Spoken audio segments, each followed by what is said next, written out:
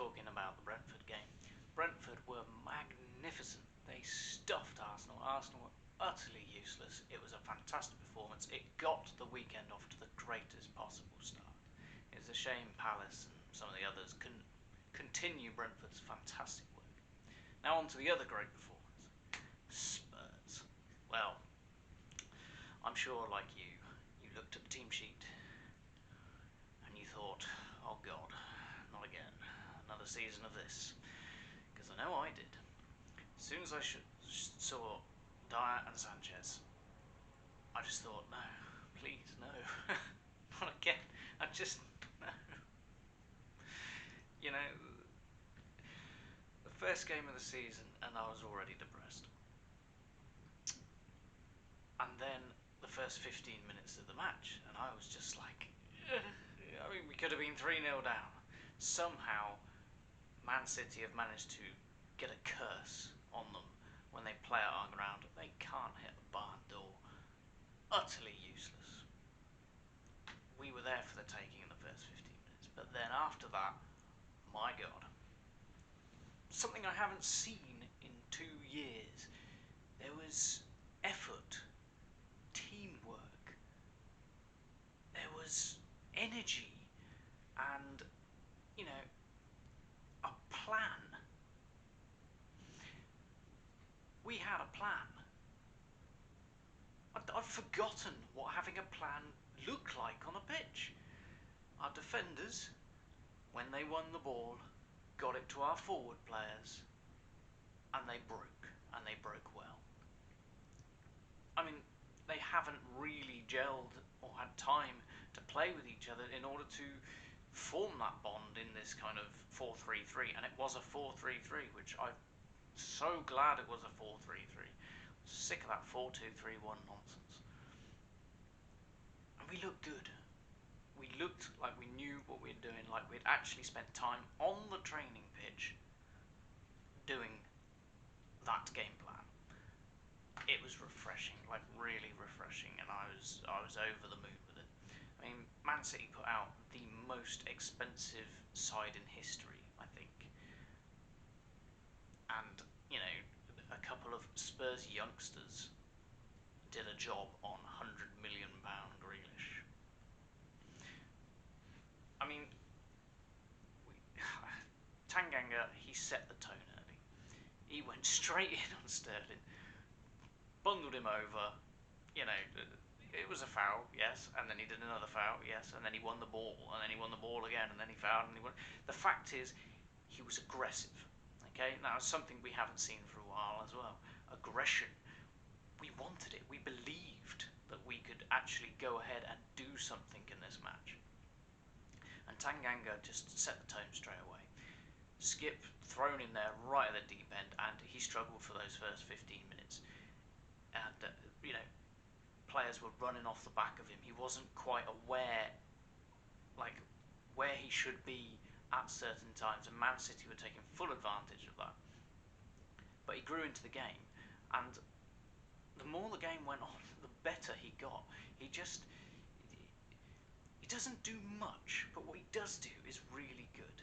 And he won the ball, and when he got possession, he didn't, you know, mess it up by giving it away with a silly pass. He held on to possession, gave it to someone who could do something with the ball. They all did that. I thought they were fantastic.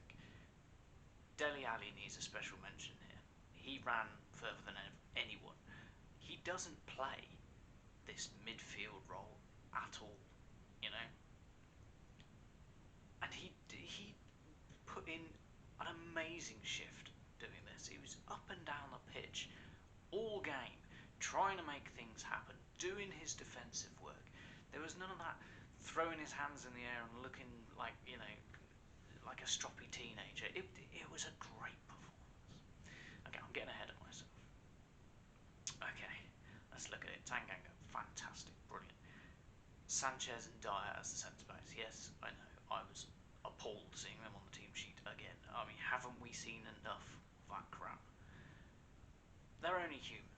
They will have read every single bloody thing about them. Okay, oh, they're this, they're going to be sold, they're rubbish, they're crap, they're blah blah blah blah blah. They fucking performed. they turned up. It was a massive team effort yesterday, and those two in particular, they didn't put a foot wrong. And I think I know why. Now, I've only watched it once, I haven't looked back at it yet, but Sanchez and Dyer were asked yesterday to defend, and that's it. They weren't asked to pass the ball around the back. They weren't asked to attempt to feed the forward players with long raking 60-yard passes. They were asked to defend. Okay, defend the box. Do what you're supposed to do, which is defend. Okay, and not, play pretty football. Okay, give the ball to the player that can play pretty football, and that was their entire job. Even Region, on the other side, left-hand side, he did get up the pitch a few times, but he wasn't bombing up there all match. It was timing. Okay, when he could, he got forward when it was appropriate to do so. But other than that, he was there in the back four. They worked as a unit and as a team. And Mahrez was quiet. It's the one opportunity in the first 15 minutes where I think he slipped, but other than that, where was he? He wasn't there. Kept under control. It was good. Ali on that side was doing a good job with Region. I constantly saw our players barking orders, pointing, shouting, making sure they've got the right man, making sure that people are not running off the back of other people and no one's watching. It was really good. Hjolberg was fantastic, as always. This guy, what a signing. He won the ball, passed it to an attacking player. That was the plan throughout, and it just worked. It worked really well. As for our three attackers, Son, he's not a centre forward. He just isn't. But all match, he was trying to play with his back to goal. He was jumping for headers, competing with the centre backs. That's not what he's good at. Okay, we all know what Son is good at. But when he got the chance to run forward, he was fantastic. The three of them together were a really good unit. Son made, I thought, a couple of mistakes when he got into the box or around the box. There was one move where he was on the right. He should have whipped it across to Moura in the middle. Decided to check back. I was shouting at TV. It's going to take time. If that is going to be our forward line, it will take time for them to work out where they're going to be, who wants what, and blah blah blah. It was just very good. It was an outball all the time. Son was always available. Bergwijn the same from the left hand side. They didn't really spread wide at all in this 4-3-3, which is one thing. Like Man City, they play 4-3-3 and they're so wide, and it just opens the pitch up. We didn't do that. We were very narrow and they were very close to each other, which allowed them to link up a lot better.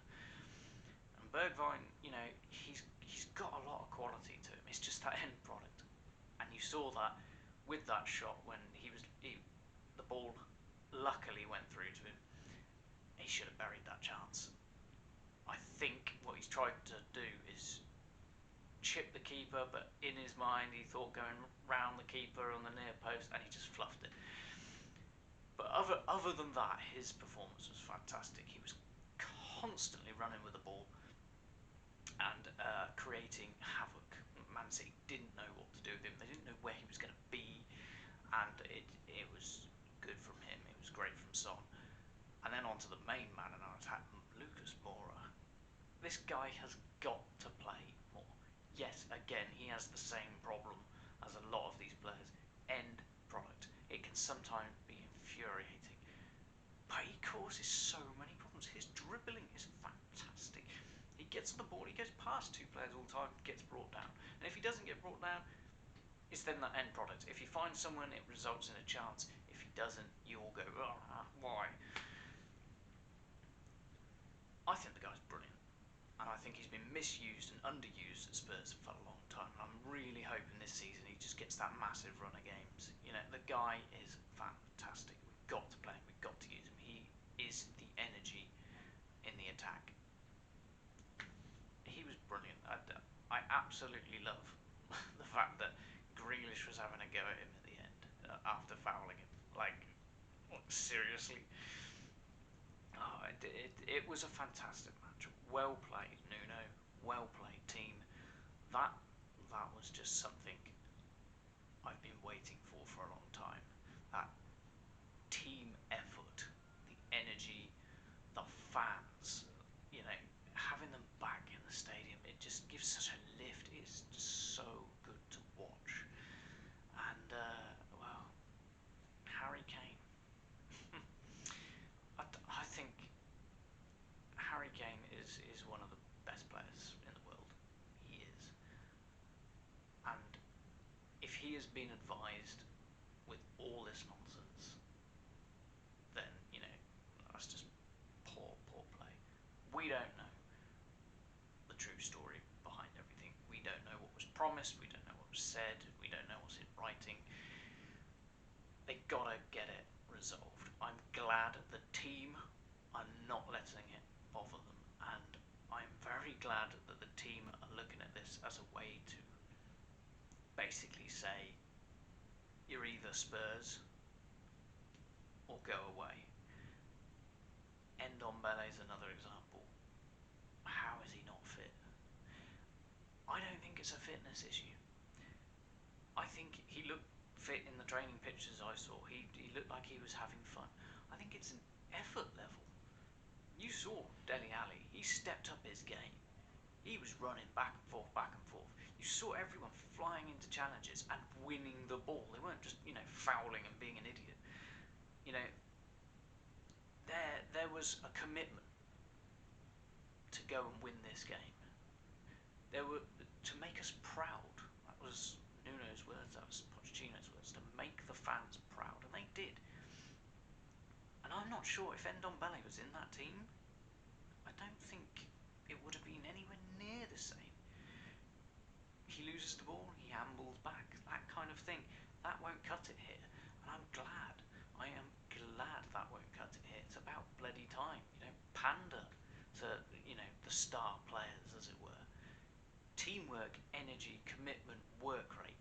Those are the things that are going to win you matches, and those are the things that are going to win you the support of the fans. Okay, it was a brilliant performance. I've said it again and again and again. Okay, if the team performs like that, win, lose or draw, we will be proud and we will support you. It's that simple. Now, the real test, in my opinion, is not the likes of Man City or any of the big teams. It's the teams we should beat. The Watfords, the Burnleys, etc., etc. The teams that will not allow us to counter-attack like Man City did. Because we won't be able to do that against them. They will sit back. They will counter us. We will have the ball. And it's then that I will be ultra critical over our team, because that's where a star player really needs to, up his game. Someone who's going to go and win it, find that pass that leads us to the goal, which then can open the game up.